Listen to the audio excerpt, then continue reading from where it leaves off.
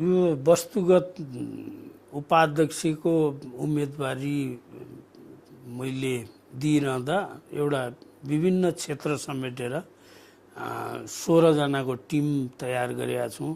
ऊर्जा क्षेत्र, पर्यटन क्षेत्र, कृषि, निर्यात लगायत जति महत्त्वपूर्ण क्षेत्रहरू छन्, वन पैदावार होस्, विभिन्न चाहिँ नेपालमा सम्भावना रहेका विभिन्न क्षेत्रलाई प्रतिनिधित्व हुने गरी 14 जना वस्तुगत